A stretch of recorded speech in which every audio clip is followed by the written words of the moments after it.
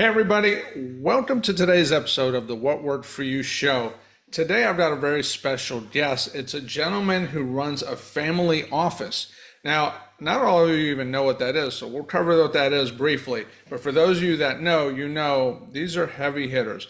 These are people that make a lot of things happen. And by a lot, I mean a lot.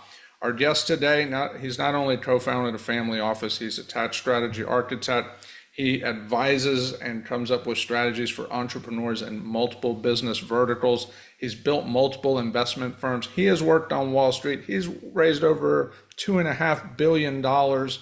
And when someone like this speaks, we want to pay close attention because they have an understanding of the market investment fundamentals, because fundamentals are absolutely critical, especially when you're dealing with large capital. Right. To make things happen. These are movers, these are shakers. So I'm honored today to have Peter Culver. How are you, Peter? Doing well and equally honored to be on this. I was on your website and saw all the celebrities that you've interviewed. I don't think I quite fit into that category, but it's a pleasure and an honor to be able to talk with you and your audience for an hour or so. Wonderful. Well, we're glad you're here. Let's just start out real quick. Our audience is entrepreneurs of all kinds, all Yep. sorts of businesses, small, Good. Those medium, are our large. favorite clients. Yeah, and not everyone understands the idea of the family office. Can you Sure. just take a moment and define that for us real quick? Yeah, and I would say it has somewhat become a kind of ubiquitous term, but This is true. simplistically, I would say we try and do two things. One, help a client navigate and coordinate a whole bunch of different components of their financial life. That could be financial planning, investment, tax reduction, estate planning, insurance, and sometimes exit planning, because a lot of our clients are entrepreneurs. And we run into a lot of clients that have advisors in some or all of those areas, but there's no coordinator. And so therefore there's not a lot of coordination, right? And no offense to the entrepreneur, but sometimes the busy entrepreneur is not the best coordinator of all those things. So what we try and do is kind of be, I guess, I never like to use the word quarterback because I think the client is the quarterback. So I don't know, maybe we're the offensive coordinator or we're the hub of the spokes of the wheel in all those disciplines, and then probably talk about it a little bit with a very special focus on the power of paying less in taxes as a way to get wealthy, which a lot of people don't even think about. Well, that is true. It is about what you keep now, isn't Right. it? Exactly. So I noticed on your site, Yeah. Freedom Family Office, the mission of helping entrepreneurs achieve rich beyond money. Right. So that's the second half. So the first half is the X's and the O's, the dollars and the cents, right? But I think the second half is, what's the right question? Why am I here? Where am I going? And we ask entrepreneurs all the time. Part of our intake process is we ask them, hey, Mr. or Ms. Entrepreneur, it's 5 years from now, it's 10 years from now. Paint a picture for us of what your ideal life looks like. And what is really interesting about that is 90% of their answers have nothing to do with money. It's about where they want to live. You and I were just talking. You want to live someday in the mountains. That may be more important to you than getting richer. The first may have to lead to the second, right? And so it's getting all those financial aspects of your life coordinated so that they lead you to the life that you really want to lead. I don't think most people don't leap out of bed going, God, I can't wait to make my balance sheet better today. But if you asked them to produce a bucket list, they could produce one in 30 seconds, right? And it probably would not be a lot about money. So, and then the rich beyond money is maybe somewhat obvious, but whether it's family or philanthropy or travel, but all the non-monetary things that can make our life richer, even beyond the financial resources that we have. And that's that's a fun part of our job to have those conversations. And we encourage our clients to have, I think we stole this from somebody else, but someone said really successful people think in 10-year segments, not 6-month segments, or not that they Sure. don't focus on the short term, but they have a vision of where they want to be that motivates them. So we're trying to get those two things, the finances and the vision, to coalesce, I guess. So, people, you always hear, and this is just in my circles, it might be different in others. People are like, oh, you could go raise money for a family office to go do real estate deals. Usually it's Right. going to be larger deals, that kind of thing. But Right. other entrepreneurs are coming to you with other business needs and so forth. My question to you is, you mentioned family, and I think we all know family is usually one of, if not the most important Right. reason why any of us do any of this entrepreneur stuff. Right. But you, having seen entrepreneurs in all sorts of fields over all these years, and I apologize, I think you've been doing this over 40 years, so I want to Yeah. honor that. I want to bring honor to that. Still standing. And you're still, hey, we love it. But when you've seen entrepreneurs for that kind of time period, and now you're seeing them from a position of you can actually help them with freedom, money, rich, whatever, what would you say is the top one or two reasons across all entrepreneurs that they don't spend more time effectively or effectively gain more time with family? What is it about their businesses that's Yeah. negatively impacting that goal? So first, I would say the first thing that gets in their way is the innate personality trait that makes them a really good businessman or businesswoman, right? And everything has its pluses and minuses. I think, I don't know if you're familiar with something called the Entrepreneurial Operating System, EOS. Yep, It's a relatively well-known, yep, uh, and one of the concepts is and practices is to help an entrepreneur who's usually a founder make a transition from being the owner and the operator of a business to becoming the owner of a business, but not necessarily the day-to-day operator of the business. And that's the also has a concept, and that often in the business, if you're using the EO system, that person or persons are called the visionaries. And they have a right. totally different role than running the business on a day-to-day basis. So that's actually designed for two reasons. One is a financial reason, which is if they ever want to sell their business, buyers would much rather buy a business that can run without the founder than buy a business that relies on the founder because they don't want the founder to stick around. Maybe they want them to stick around for a year or something like that. Uh, Yeah, but the yeah, other reason, which is really the answer to your question, is it's really about conscious time management, right? So if family is really that important, then you've got to manage your time to allocate time to what you think is important. You probably are familiar. A lot of people on the call are, uh, what's the guy's name? Sullivan, Dan Sullivan in Toronto, Canada, has a coaching program that many, many entrepreneurs have been through. I've been through it. My partner has been through it. When you start the coaching program, you go for the very first day and you get to a conference room table. There's this little kind of like multi-fold thing in front of you. And you open it up and it's a calendar: January, February, March, 6 months. Turn it over there, 6 months. And the coach comes in. If you're lucky enough, it's Dan Sullivan.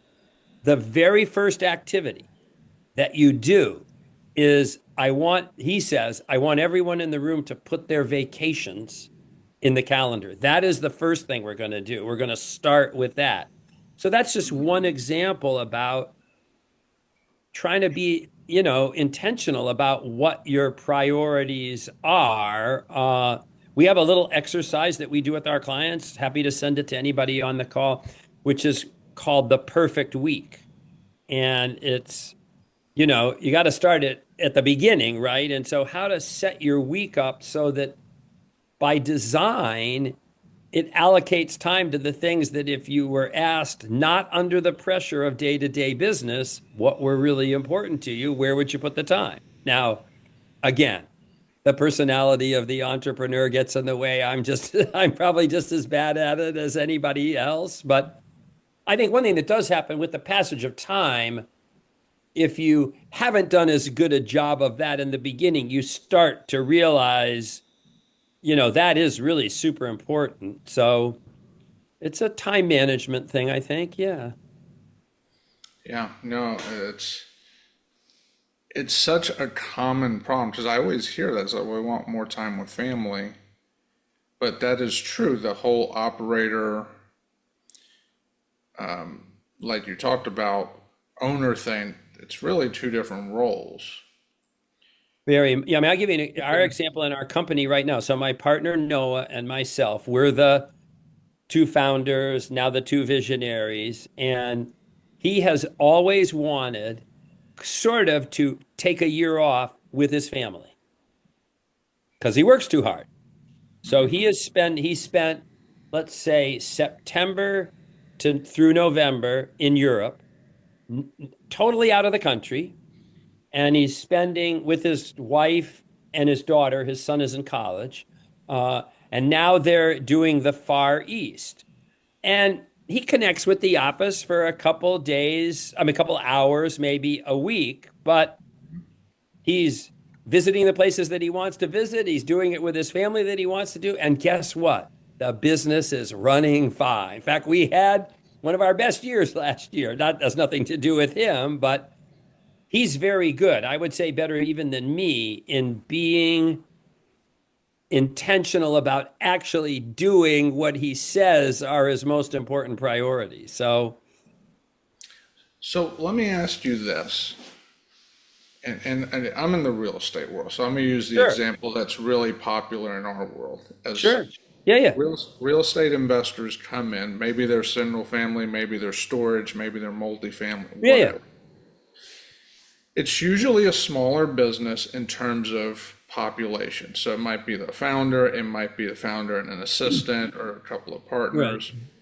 And everybody in real estate knows once you do a few deals, you're in it for a while, you're like, okay, we need a team.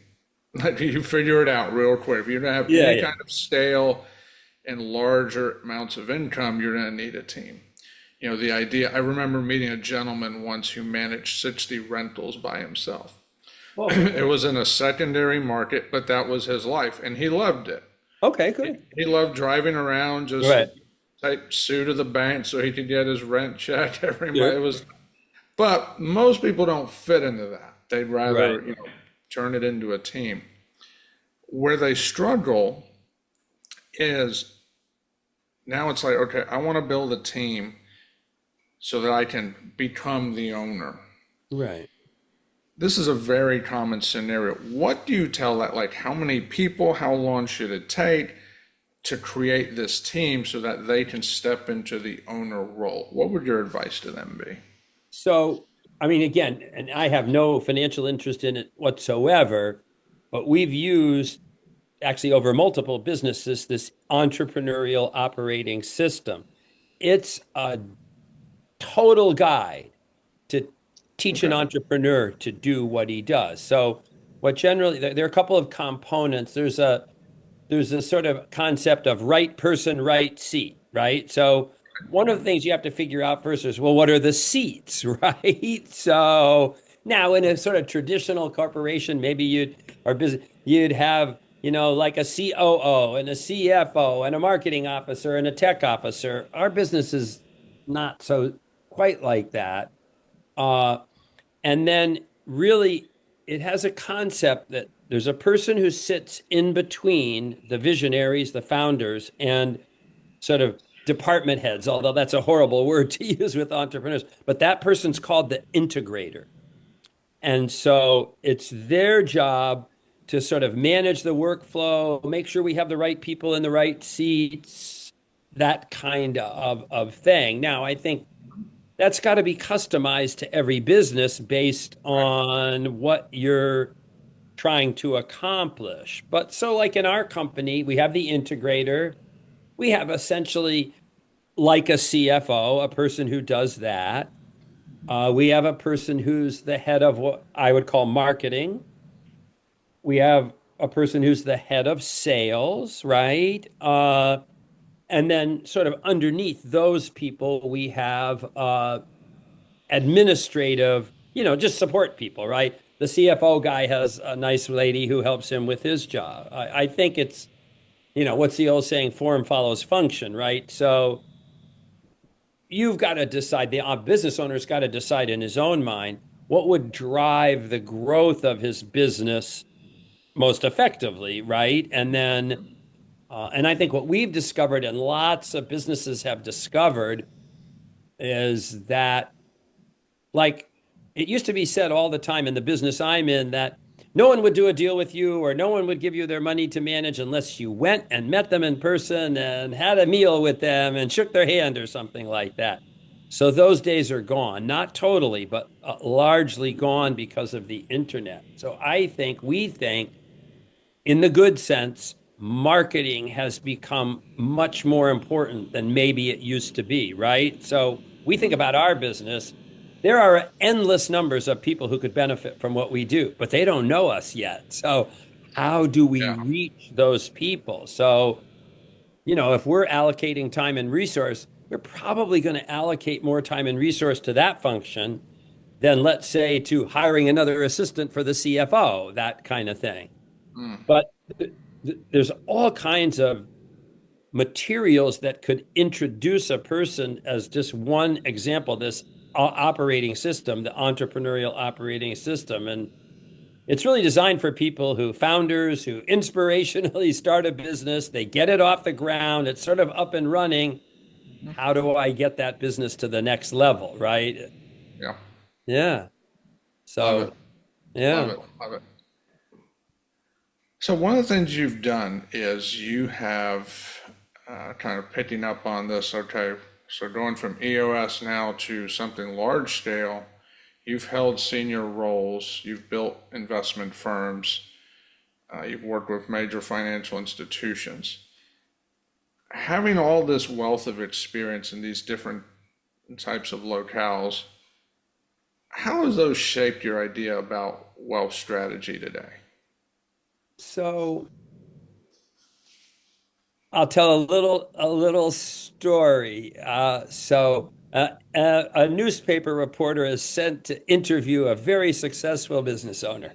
She's trying to get a story. He doesn't really want to do the story, but so, well, tell me, Frank, how was it that you got to be so successful? Kind of pauses for a minute. He says, if I'm being totally honest, I will tell you that over the course of my 40-year career, I made three major decisions that really made more difference than anything else in the world. Oh, wow, that's interesting. Well, how was it that you were able to make those three smart decisions?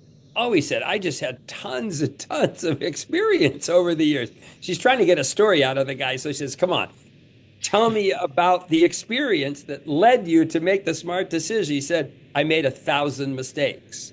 So I think when you're young, I can remember when I was a very young lawyer, you think you've been working for 3 years and you know everything, right? You want to run the world. When you get to be somebody like my age, there's so much value to accumulated experience as opposed to just stuff you can read about, right? And so I think in our business, it's going to sound trite, but it's about humility, trust, communication. It's actually, and we need all that marketing stuff to get to meet the people that we want to meet.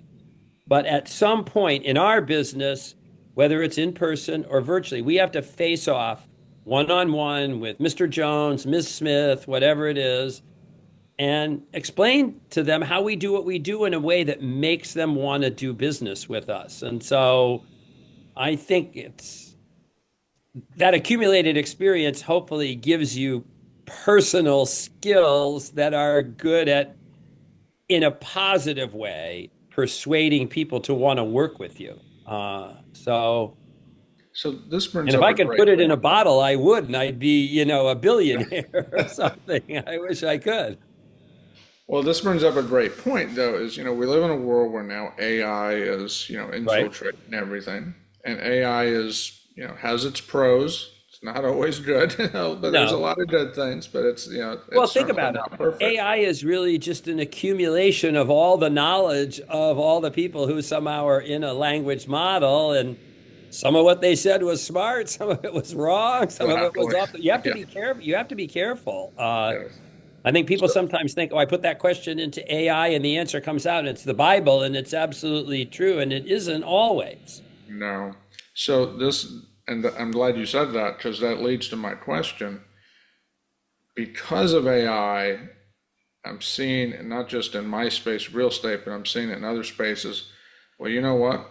We're in the United States. There's tons of opportunity everywhere. True.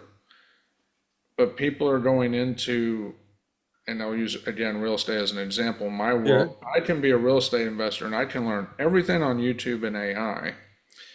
And what I'm noticing is a lot of people don't even understand how to appreciate the wisdom Right. of the real world experience. Like to 100%. them, starting a business and becoming successful, it's a transaction and I can just type it in and it'll happen. If I just do Right. what Chat GPT or Claude or whoever, whatever Right. the other ones are. And it's like, it's almost like we're getting more distant from the real meat, which is that wisdom Yeah. from the people And that I have been. guess, and I'm sure it's partially self. I mean, I was a lawyer for 12 years. Through a sort of serendipitous series of events, I got sort of pushed into the wealth management world, and I wasn't in that world for more than a week, and I knew I would never go back. And I sometimes explain that by saying when I was a lawyer, I would spend 80% of my time, 75% of my time researching, writing stuff, talking to other lawyers, talking to my colleagues, and maybe 20% of my time actually talking to clients. So, and it just was sort of the structure of the business. It's not a criticism. Uh, if you're a surgeon, you spend most of your time operating, not, schmoozing with the patient. But when I got into the wealth management field, it was like the opposite. It was maximum, and this was in the old days when everything was personal, um, maximum time with the clients and less sort of analysis paralysis time. And I just liked that so much better. And I would say, virtual marketing, AI, all that stuff. Again, in our business, maybe, I don't know, maybe this will change. Maybe they can create a bot that talks like Peter Culver, but there's a point of sale conversation in our business that's all about explaining in an understandable way what you do, but really getting the client's trust. I don't think you can make a machine that can do that. Yeah. Yeah. Unless Yeah. somebody just wants to be a do-it-yourselfer. That's a whole nother thing. But most of our clients recognize, I think, that they're good at a couple things, but not good at a lot of other things. And when it's something that they're not good at, they want to find somebody who can help them. Yeah. No, for sure. So that's we use it a lot in our business, but more to, I mean, we use it a lot like, hey, I drafted this email. I did it this morning. I wrote an email and I put it in and it came back with a better email. So I used the one that it used, and it may be capable of, uh, automating some processes inside your business that aren't so much client facing. But in our business, whether it's on the phone, in person, on a Zoom like we're doing today, there's no substitute for that straight up dialogue with a client. Yeah, and I was in there thinking as you said that, I'm like, okay, Peter's here running a family office. And then you're sitting there thinking, why would you depend on AI when you can talk to someone with the experience of Peter? But yet Although I some would tell people, you, there are paradigm like problems. A lot of times what we will do is, hey, we're struggling with a certain issue. You can throw that into something like ChatGPT, not to get the answer, right? But just to get some options or to sort of get your brain going on how to I think it is Yeah. helpful that Yes. Yes. that Agreed. way, right? And so yeah. Yeah, no, I think that's actually one of the best uses of AI a lot of times is just to kickstart your brain and it gets your brain going. It's like, oh yeah, and then and Yeah, then we it's like your brain comes to life. I had that experience just a couple of days ago. We had an advisor that we work with asked a question. It's more sort of a compliance question. So I reached out to the guy in our company that handles that and said, "Oh, let's have a call and discuss it." And I'm thinking we'll just get on a call and, brainstorm it. No, no, no, he says. We're just going to ask the question to ChatGPT. And I'm not kidding you, like in 60 seconds, it got the brain going, right? It kind of issue spotted and did some stuff like that. So, it's sort of like a unofficial thought partner if you're stuck. Yeah, yeah. No, that's a good way of putting it. A thought partner when you're stuck. I You like know, that. yeah, Yeah, just to kind of get you going again. I love it. yeah, yeah. Well, let me ask you, you've been at this, over 40 years now, but let's step back for a moment. Yep, Like, how did it be? You mentioned you were a lawyer. right. Like, was that your entry in the business? Is that how all this started? No, Or well, yes and no. So there's sort of two threads there. So I was a lawyer, and it just turned out that I've always kind of liked business, and so I always had entrepreneurs as clients. So in the beginning, that would be doing contracts, helping them get loans. I had a bunch of clients that, and still clients today, that were heavily in real estate or real estate related businesses. Now, a couple of them start to make a few bucks, they acquire some wealth. That got me a little bit more into helping them with their estate planning, helping them with their investments a little bit. Then I had a completely unrelated thing happen, which is another client who was really a banking client, wanted to start a trust company. And they asked me to do the legal work. So there's a whole bunch of regulatory stuff you have to do to create the entity and get a license and all this jazz. So we got that whole process done. We raised 3 million, I think it was at that time, which was a lot of money to get that business off the ground. And uh, no one had really thought through in the early days, okay, now we have a company, who's going to run the company? So the people who were the principal investors, many of whom were either friends or clients of mine, said, look, you created the whole thing. It is a regulatory intensive business. Would you like to run it? And I don't know, there was just something. Looking, I was a partner in a law firm. I was like 35 years old. I had three kids. I'm sure my wife thought I was totally out of my mind. But again, almost a week or two after doing that, and it wasn't without its challenges from a business standpoint, but just the environment was so much more appealing to me. So we had that company for 5 or 6 years. We sold it to a middle market bank. I went to the middle market bank. They made me a bureaucrat. They drove me crazy in about a year. So I retired from that. We started another one. That's kind of been a cycle. And then in that kind of history, I met my current partner, who at that time was an advisor. And I was working for a large investment firm. And we had a deal where if a financial advisor didn't want to manage the money themselves, they could outsource it to our company. So he was kind of my client to start with. And I don't know, these things happen in life. We just hit it off. We were simpatico. Uh, we have very different skills, but we share one sort of emotional attribute, which is we are no drama people. We don't want any drama. Let's just get the job done right and no politics or any of that. So what actually ended up happening was we had separate entities. that were kind of doing the same thing. And a lot of what we were doing were for the same clients. He would do one thing, I would do another thing. And it finally, obviously, dawned on us it didn't make any sense to have two companies to do the same stuff for, a group of mutual clients. So that was about 6 or 8 years ago, and we put what's today our company together. And uh, this it sounds, so I've been a lawyer, I've worked for startups, I've worked for some big financial institutions. I have my own. It's not really a startup anymore. We have 25 employees, but I think I'm having more fun in business now than I ever have. And there were lots of fun moments along thing, but and maybe that goes to the experience thing, which is now I actually know a little bit about what to do. So, Isn't that funny? Yeah, we go through I'm not decades and they're like, learning everything by making a mistake, right? I actually sort of have an yes. idea of what to do, and yeah, it's great. So let me ask you, that phrase you just said was very curious.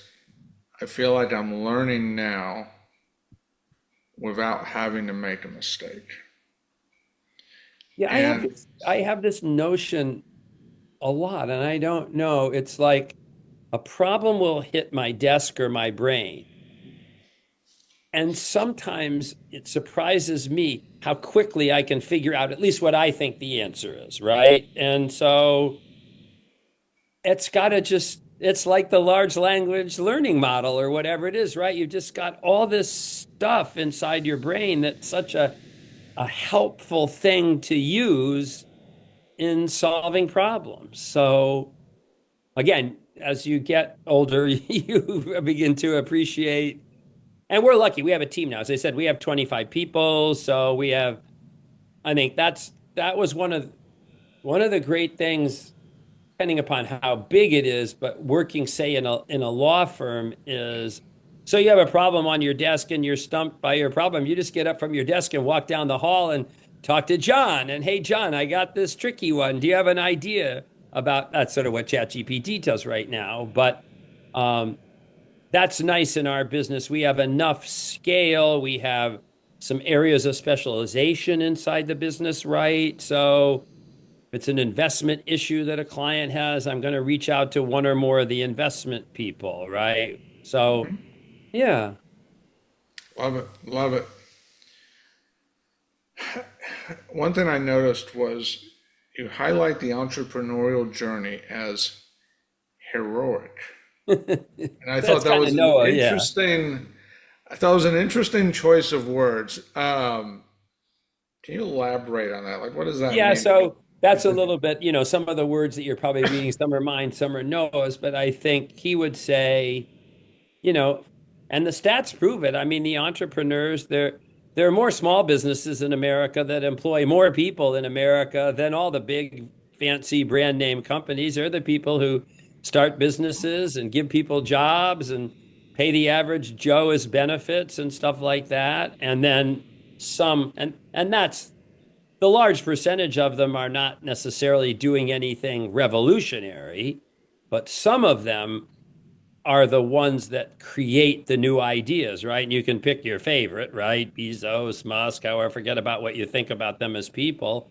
So, and then I would say it's true that most of the great philanthropists in America, they were entrepreneurs, Yeah, right? In other words, Henry Ford, Carnegie, all those old names. So Gates, I guess you could put in that category. They don't all do that, but many do. So uh, it's an important role, I think. yeah, yeah. So it's funny. I just learned recently, and I actually didn't know this, that Bill Gates and Steve Jobs both had the same coach slash mentor. Oh, interesting. And then fast forward, so and the same guy also coach slash mentor Jeff Bezos. So that's probably not surprising, right? Right, and then you think it was like, well, I think that little arrangement worked out pretty well, it looks like.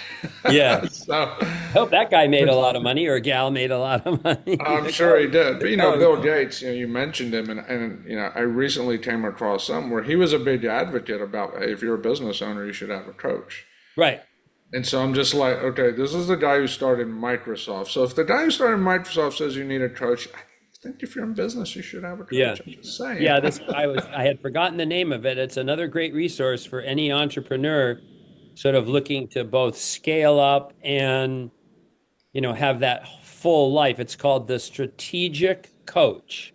Mm, And it's run by a very famous guy named Dan Sullivan in Toronto. And so someone turned me on to the whole coaching thing very early on when I got into more of the entrepreneurial thing. And I've pretty much had some version of that all the time. It's just super helpful. super helpful. Absolutely. And we're all going to make mistakes, but it's nice when you can minimize them, Yeah, yeah. right? Like if we can just keep them to the ones that are necessary, not all the unforced errors that we can make Yeah, and when I we don't think, have one. when you're in the heat of battle, in a figurative sense, it's hard to have good perspective, right? So that I think is what a coach, he helps you do that, keeps you focused on the long game, can be objective, recognizing when you're doing stupid stuff or, whatever it is. Yeah. I find it very helpful. Absolutely. Absolutely. Yeah, Now, in the family office, you guys work with different businesses. sure. So, what kind of sectors do you find? Like, is it all the same? Just we're just changing the widget, but it's all the same issues from sector to sector, or some more challenging than others? I mean, what do So you?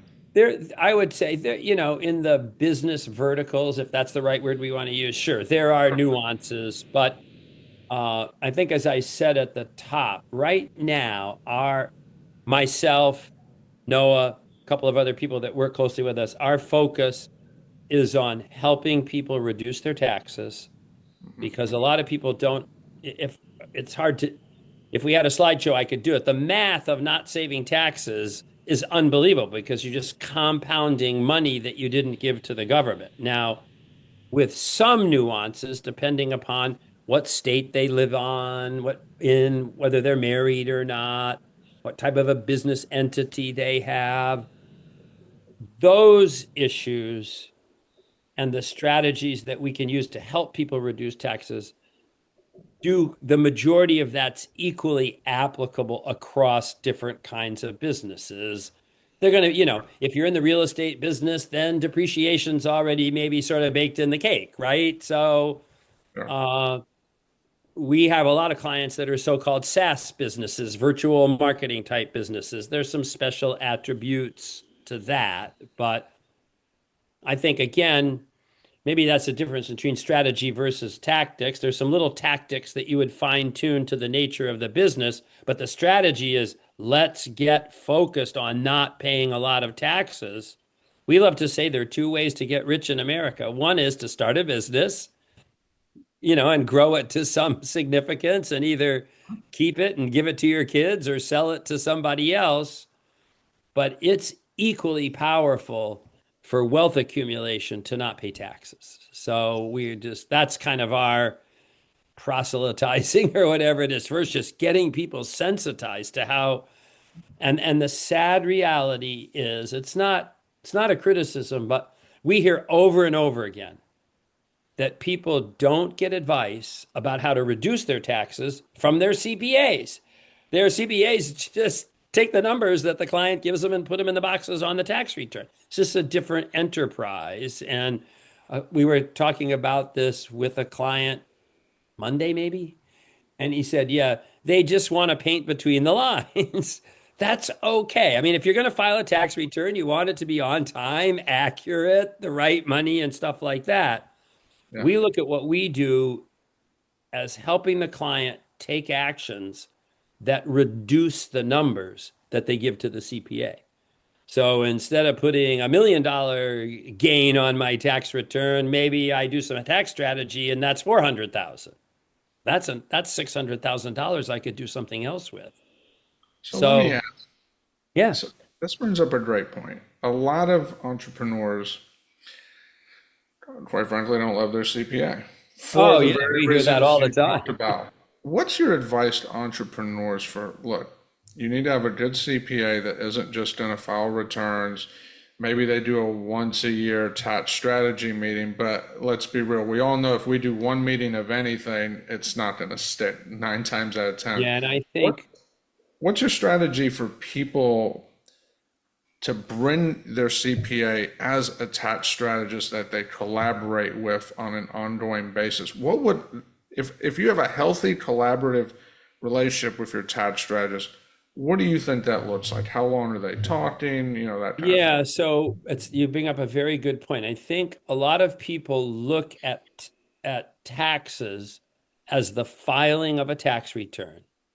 And it's either just a once a year, like, oh, I got to file my taxes in April, or oh, I got to file my taxes in October, and a month or so before that, I gather up all my stuff, I give it to the CPA, or if they're primarily not W-2 employees, then they have to pay estimated taxes, right? So they have some kind of thing with their accountant 4 times a year. We're trying to get people to think of the opportunities to save tax are all around us all the time. And that should be right. If you were running a business, Mm-hmm. you wouldn't have one meeting a year or 4 meetings a year to run your business. You'd be constantly talking about that and refining it and discussing it. Now, the challenge, I think, is literally just the psycho makeup of a CPA isn't often the best person to do that. And so what we like to say is you've got to have a CPA. You want that person on your team. But if you make a lot of money or you have large capital gains, think about having a tax strategist. Maybe we would call that the tax coach, right? Okay. In your Yeah. corner.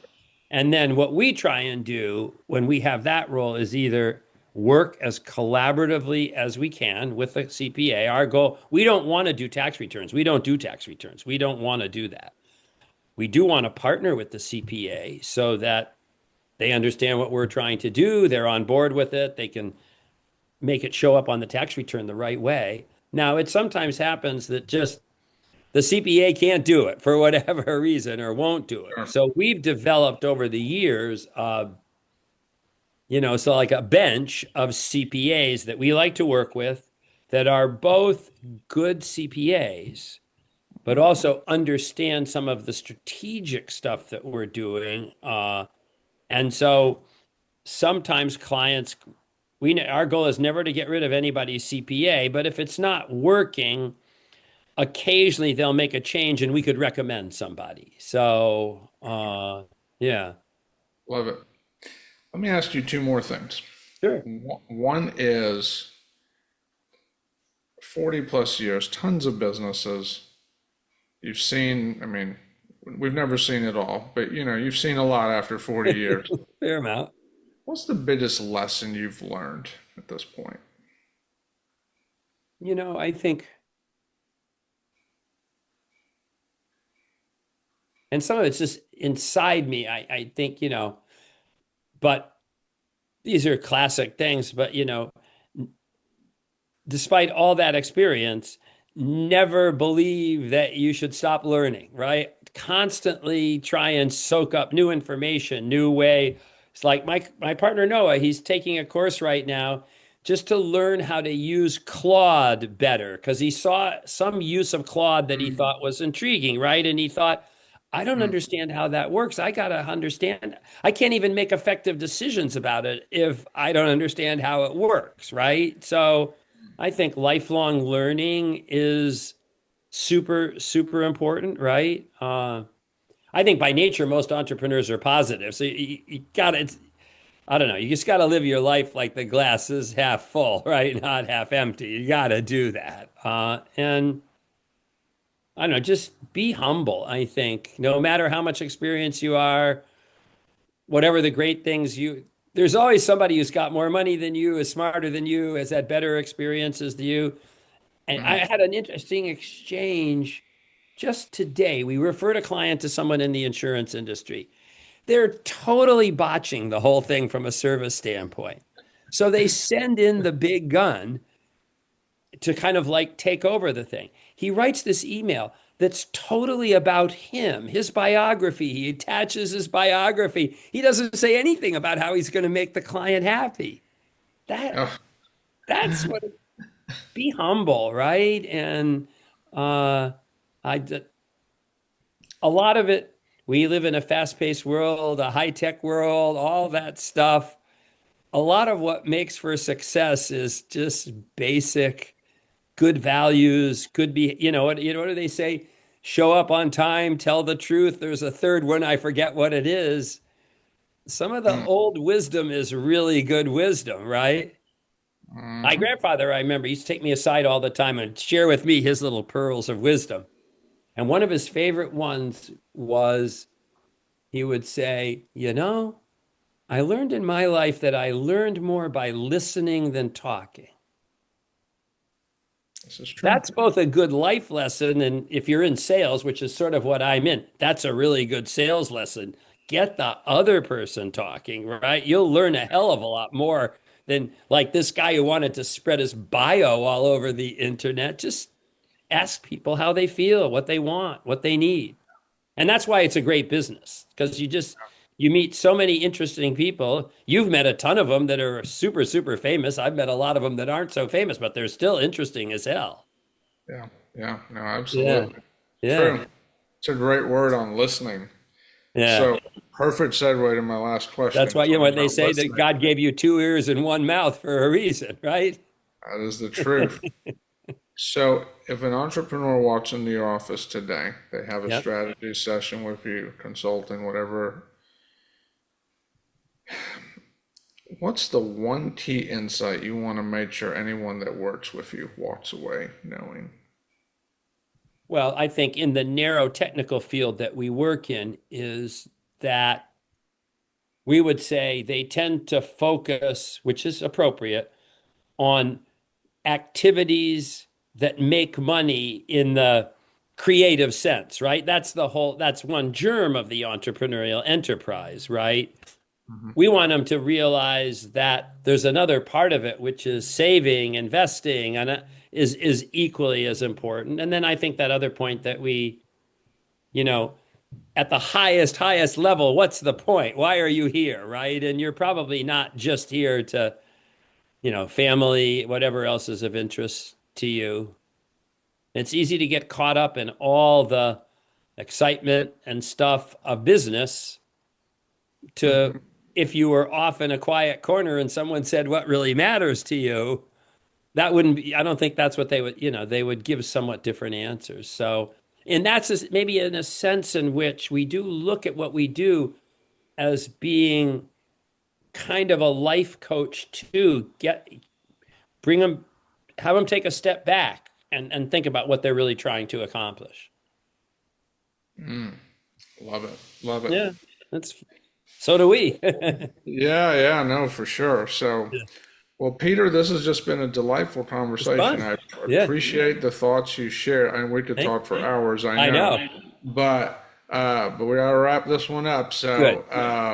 So to our listeners, thank you for checking in. If you want to learn more about Peter, his office, maybe you have an interest in having a word with him, we'll have links to all Oh, of good. that below in the Yep. description field. So Peter, I want to thank you for coming on Thank you. again today. Just some great insights. Right. Can you leave us with a final word? A final. Wow. I don't know if I have my closing. I would just stay positive. Mhm. We meet a lot of people in life that are.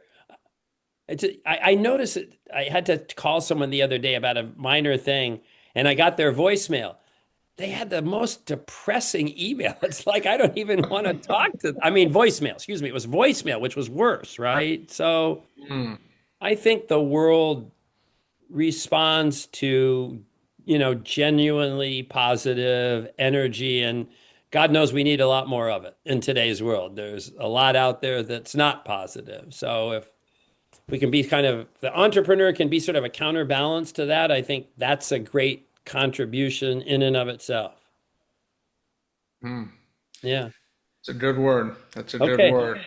And I'm thinking of a couple of voicemails now, and I was like, that's Yeah. true. That's Check true. your own, whatever. Sorry, yeah, absolutely.